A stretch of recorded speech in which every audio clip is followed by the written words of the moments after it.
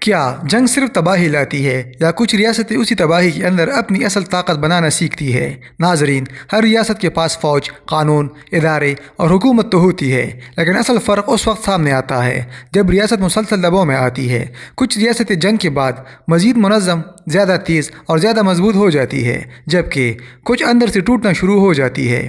وجہ صرف ہتھیار یا معیشت نہیں ہوتی، بلکہ یہ ہوتی ہے کہ ریاست جنگ سے کیا سیکھتی ہے، کتنی جلدی سیکھتی ہے، اور اس سیکھنے کو اداروں میں کیسے بدلتی ہے۔ وقت کے ساتھ جنگ صرف میدان میں نہیں لڑی جاتی، بلکہ فائلوں، نظاموں، سپلائی فیصلوں اور ریاستی یادداشت کے اندر بھی چلتی رہتی ہے۔ کیا جنگ ریاست کو اپنے کمزور حصے دکھا دیتی ہے؟ عام حالات میں اکثر ریاستیں اپنی اندرونی کمزوریوں کے باوجود چلتی رہتی ہے، کیونکہ روزمرہ نظام کسی نہ کسی طرح کام کرتا رہتا ہے۔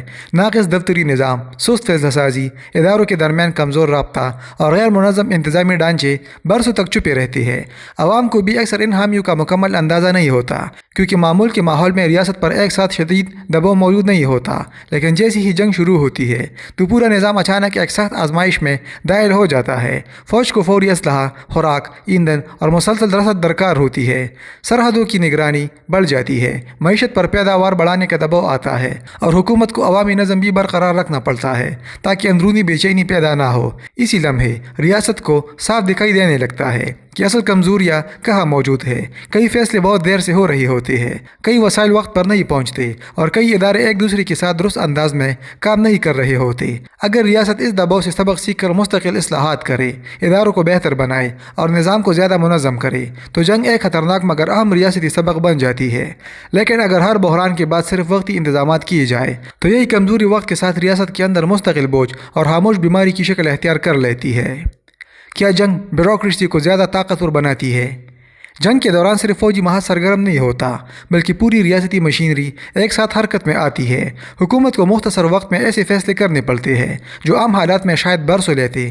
ریاست کو زیادہ ٹیکس اکٹھا کرنا پڑتا ہے تاکہ جنگی اخراجات پوری کیے جا سکے۔ صنعتوں کو محسوس سمت میں چلانا پڑتا ہے تاکہ ضروری سامان مسلسل تیار ہوتا رہے، اور وسائل کو اس انداز میں تقسیم کرنا پڑتا ہے کہ فوج، معیشت اور عوامی ضروریات ایک ساتھ سنبھالی جا سکے۔ اسی عمل کے دوران انتظامی اداروں کی اصل صلاحیت سامنے آتی ہے۔ اگر دفتری نظام سست ہو، ریکارڈ کمزور ہو یا اداروں کے درمیان رابطہ خراب ہو تو پورا جنگی نظام متاثر ہونا شروع ہو جاتا ہے۔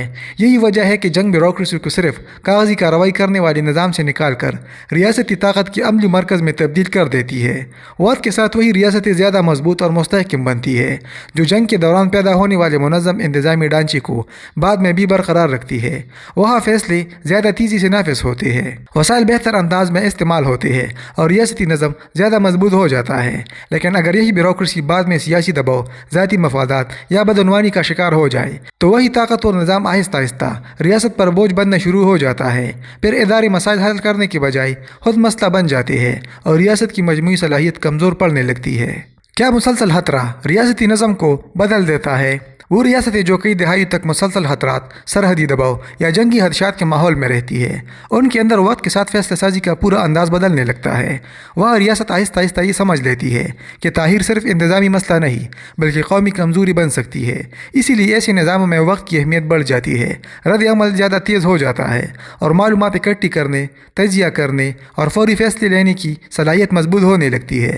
مسلسل خطرہ ریاست کو مجبور کرتا ہے کہ وہ اپنے اداروں کے درمیان رابطہ بہتر کرے، غیر ضروری رکاوٹیں کم کرے اور ایسے نظام پیدا کرے جو دباؤ کے وقت بھی مؤثر انداز میں کام کرتے رہے۔ جنگی ماحول میں سست ریاست زیادہ دیر تک اپنے آپ کو محفوظ نہیں رکھ سکتی، اسی لیے کچھ حکومتیں وقت کے ساتھ ایسا نظم پیدا کر لیتی ہے جہاں افراد کی بجائے ادارے اصل طاقت بن جاتے ہیں۔ وہاں نظام شخصیات سے زیادہ اہم ہو جاتا ہے کیونکہ خطرات مسلسل اور طویل ہوتے ہیں۔ لیکن اگر یہی خطرہ صرف خوف، بے اعتمادی اور مسلسل ہنگامی کیفیت پیدا کرے جبکہ سیکھنے اور اصلاح کا عمل پیدا نہ ہو تو ریاست آہستہ آہستہ غیر متوازن ہونا شروع ہو جاتی ہے۔ پھر وسائل کا بڑا حصہ صرف فوری رد عمل، نگرانی اور حفاظتی اقدامات پر خرچ ہونے لگتا ہے، جبکہ تعلیم، انتظامی اصلاحات اور ادارجاتی ترقی پیچھے رہ جاتی ہے۔ ایسے حالات میں ریاست بظاہر مضبوط دکھائی دیتی ہے لیکن اندر سے اس کی طویل مدتی صلاحیت کمزور ہونے لگتی ہے۔ کیا جنگ ریاست کو معیشت دوبارہ ترتیب دینے پر مجبور کرتی ہے؟ جنگ کے دوران ریاست کو بہت جلد یہ احساس ہو جاتا ہے کہ صرف فوجی طاقت کافی نہیں ہوتی، بلکہ اس کے پیچھے ایک منظم اور مسلسل چلنے والی معیشت بھی ضروری ہوتی ہے۔ اگر صنعت مطلوبہ رفتار سے سامان تیار نہ کر سکے، سپلائی کا نظام بار بار متاثر ہو یا اہم وسائل بیرونی انحصار پر کڑے ہو تو طویل مقابلہ برقرار رکھنا مشکل ہو جاتا ہے۔ اسی لیے جنگ اکثر ریاست کو مجبور کرتی ہے کہ وہ اپنی صنعتی سمت، قومی پیداوار اور وسائل کی تقسیم کو نئے انداز میں ترتیب دے۔ حکومت دیکھتی ہے کہ کون سے شعبے بحران کے وقت ناکام ہو رہے ہیں، کون سی صنعتیں قومی سلامتی کے لیے بنیادی حیثیت رکھتی ہے اور کن چیزوں میں بیرونی انحصار مستقبل میں خطرہ بن سکتا ہے۔ یہی دباؤ بعض اوقات ریاست کو زیادہ منظم معاشی منصوبہ بندی کی طرف لے جاتا ہے، جہاں پیداوار، نقل و حمل، توانائی اور بنیادی صنعتوں کو قومی ترجیح دی جاتی ہے۔ اگر ریاست جنگ کے دوران حاصل ہونے والے تجربات کو مستقل معاشی اصلاحات میں بدل دے تو جنگ ختم ہونے کے بعد بھی اس کی پیداواری صلاحیت مضبوط رہتی ہے اور معیشت زیادہ خود مختار بننے لگتی ہے۔ لیکن اگر پورا معاشی ڈھانچہ صرف جنگی اخراجات اور مسلسل دفاعی دباؤ کے گرد گھومنے لگے تو آہستہ آہستہ توازن خراب ہونا شروع ہو جاتا ہے۔ پھر تعلیم، صحت، بنیادی ڈھانچے اور عوامی ترقی کے شعبے پیچھے رہ جاتے ہیں، جبکہ وسائل کا بڑا حصہ صرف دفاعی ضروریات میں خرچ ہونے لگتا ہے۔ ایسے مرحلے پر کچھ ریاستیں اپنی معیشت کو طاقت میں بدل دیتی ہے، جبکہ کچھ مسلسل دباؤ کے نیچے تکن اور کمزوری کا شکار ہونے لگتی ہے۔ کیا جنگ ریاستی یادداشت بناتی ہے؟ ہر جنگ اپنے پیچھے صرف تباہی یا سیاسی تبدیلیاں نہیں چھوڑتی، بلکہ وہ ریاست کے اندر ایک گہری یادداشت بھی پیدا کرتی ہے۔ اصل فرق یہ ہوتا ہے کہ کون سی ریاست اس تجربے کو منظم انداز میں محفوظ کرتی ہے اور کون سی اسے وقتی جذبات تک محدود رکھتی ہے۔ کچھ حکومتیں اپنی ناکامیوں، کمزور فیصلوں، ناقص منصوبہ بندی اور انتظامی خامیوں کو تفصیل کے ساتھ ریکارڈ کرتی ہے۔ پھر انہی تجربات کی بنیاد پر تربیتی نظام بدلے جاتے ہیں، قوانین میں اصلاح کی جاتی ہے اور آئندہ بحرانوں کے لیے نئے طریقے تیار کیے جاتے ہیں۔ اسی عمل سے آہستہ آہستہ ایک ادارہ جاتی حافظہ پیدا ہوتا ہے، جہاں ریاست صرف افراد پر نہیں بلکہ جمع شدہ تجربات پر چلنے لگتی ہے۔ پھر نئے افسر، نئی قیادت اور نئی نسلیں ہر مسئلے کو ابتدا سے سمجھنے کے بجائے پہلے سے موجود سیکھی ہوئی نظام کے ساتھ آگے بڑھتی ہے۔ یہی چیز وقت کے ساتھ ریاستی صلاحیت کو مضبوط بناتی ہے، کیونکہ ہر بحران اگلے بحران کے لیے تیاری پیدا کر دیتا ہے۔ لیکن جہاں ریاستی یادداشت کمزور ہو، وہاں ہر نئی مشکل دوبارہ پہلی آزمائش کی طرح محسوس ہوتی ہے۔ وہاں پرانی غلطیاں بار بار دہرائی جاتی ہے، فیصلے عارضی انداز میں کیے جاتے ہیں اور ادارے مستقل سیکھنے کے بجائے صرف فوری رد عمل دینے والے نظام بن جاتے ہیں۔ ایسے حالات میں ریاست بظاہر قائم رہتی ہے، لیکن اندر سے اس کی فیصلہ سازی کبھی مکمل پختگی حاصل نہیں کر پاتی، کیونکہ ہر نسل دوبارہ وہی سبق سیکھنے پر مجبور ہوتی رہتی ہے جو پہلے ہی سیکھا جا چکا ہونا چاہیے تھا۔ کیا جنگ سیاسی مرکز کو مضبوط کرتی ہے یا کمزور؟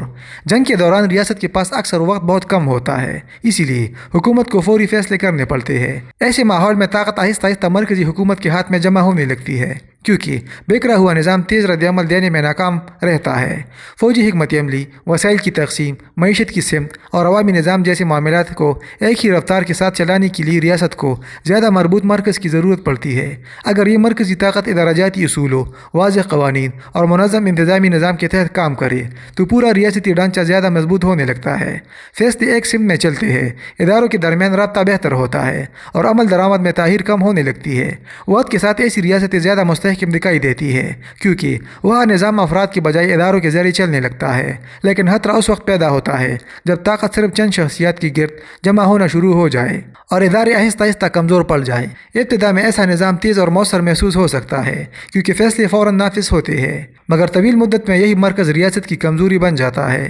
پھر پورا نظام محسوس افراد کی صلاحیت، صحت یا موجودگی پر منحصر ہونے لگتا ہے۔ جیسے ہی سیاسی توازن بدلتا ہے یا قیادت کمزور پڑتی ہے، پورا انتظامی ڈھانچہ ہلنا شروع ہو جاتا ہے۔ ایسے حالات میں ریاست بظاہر مضبوط نظر آتی ہے، لیکن اس کی اصل صلاحیت چند شخصیات کے ساتھ بندھی ہوتی ہے، اور یہی انحصار مستقبل میں بڑے بحران کا سبب بن سکتا ہے۔ کیا جنگ ریاست اور عوام کے تعلق کو بدل دیتی ہے؟ جنگ کے دوران ریاست صرف فوجی محاذ پر نہیں لڑتی، بلکہ اسے اپنے عوام کے ساتھ تعلق بھی مسلسل برقرار رکھنا پڑتا ہے۔ ایسے میں حکومت عوام سے زیادہ ٹیکس، زیادہ نظم اور کئی طرح کی قربانیوں کا مطالبہ کرتی ہے۔ معیشت پر دباؤ بڑھتا ہے، روزمرہ زندگی متاثر ہوتی ہے اور لوگوں کو یہ احساس دلایا جاتا ہے کہ ریاستی بقا کے لیے اجتماعی برداشت ضروری ہے، لیکن اس کے بدلے عوام بھی ریاست سے ایک واضح توقع رکھتے ہیں۔ وہ چاہتے ہیں کہ حکومت انہیں تحفظ دے، بنیادی خدمات جاری رکھے، وسائل منظم انداز میں تقسیم کرے اور بحران کے دوران واضح سمت فراہم کرے۔ اسی تبادلے کے اندر اصل ریاستی اعتماد پیدا ہوتا ہے۔ اگر حکومت دباؤ کے وقت منظم، منصفانہ اور مؤثر انداز میں کام کرے تو عوام کا اعتماد بڑھنے لگتا ہے۔ پھر لوگ قانون کو زیادہ آسانی سے قبول کرتے ہیں، ٹیکس دینے میں مزاحمت کم ہوتی ہے اور ریاستی فیصلوں کو قومی ضرورت سمجھا جانے لگتا ہے۔ وقت کے ساتھ یہی اعتماد اداروں کو مضبوط بناتا ہے، کیونکہ ریاست صرف طاقت سے نہیں بلکہ قبولیت سے بھی چلنے لگتی ہے۔ لیکن اگر جنگ کے دوران بد انتظامی، نااہلی، بدعنوانی یا قربانیوں کا غیر مساوی بوجھ پیدا ہو جائے تو عوام اور ریاست کے درمیان اعتماد کمزور ہونا شروع ہو جاتا ہے۔ پھر لوگ محسوس کرنے لگتے ہیں کہ بوجھ سب پر برابر نہیں ڈالا جا رہا یا حکومت خود منظم نہیں ہے۔ ایسی صورتحال میں سب سے خطرناک مرحلہ وہ ہوتا ہے جب عوام ریاستی صلاحیت پر یقین کھو دیتے ہیں، کیونکہ پھر حکومت کو نظم برقرار رکھنے کے لیے اعتماد کی بجائے زیادہ سختی اور دباؤ کا سہارا لینا پڑتا ہے، اور یہی عمل طویل مدت میں ریاستی استحکام کو اندر سے کمزور کرنے لگتا ہے۔ کیا اصل طاقت جنگ جیتنے سے نہیں بلکہ جنگ سے سیکھنے سے بنتی ہے؟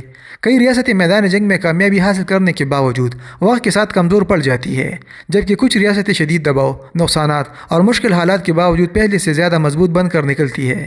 اس فرق کی اصل وجہ اکثر جنگ جیتنے یا ہارنے میں نہیں بلکہ اس سیکھنے کے عمل میں ہوتی ہے جو جنگ کے بعد ریاست کے اندر باقی رہتا ہے۔ کچھ حکومتیں جنگ کو صرف ایک وقتی مارکا نہیں سمجھتے بلکہ اسے اپنی پوری نظام کی جانچ کے طور پر دیکھتی ہے۔ وہ یہ سمجھنے کی کوشش کرتی ہے کہ کہاں فیصلہ سازی سست تھی، کون سے ادارے ناکام ہوئے، کون سا معاشی نظام دباؤ برداشت نہ کر سکا اور کن شعبوں میں ریاست بیرونی انحصار کا شکار تھی۔ اگر یہی دباؤ اداروں کو زیادہ منظم کرے، فیصلوں کو تیز بنائے، معیشت کو بہتر سمت دے اور ریاستی تجربات کو مستقل یادداشت میں بدل دے تو جنگ ایک خطرناک لیکن طاقتور سیکھنے کا مرحلہ بن جاتی ہے۔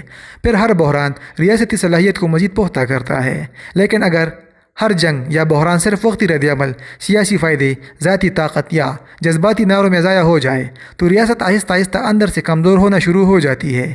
ادارے سیکھنے کی بجائے صرف اگلے بحران کا انتظار کرتے رہتے ہیں اور مسائل مستقل اصلاح کے بغیر جمع ہوتے رہتے ہیں۔ آخر میں کسی بھی ریاست کی اصل طاقت صرف اس کے ہتھیاروں، فوجی تعداد یا جنگی نعروں سے نہیں ناپی جاتی بلکہ اس صلاحیت سے ناپی جاتی ہے کہ وہ دباؤ، ناکامی اور خطرات سے کتنا سیکھ سکتی ہے اور اس سیکھنے کو کتنی دیر تک اپنے اداروں، نظاموں اور قومی سمت کے اندر زندہ رکھ سکتی ہے۔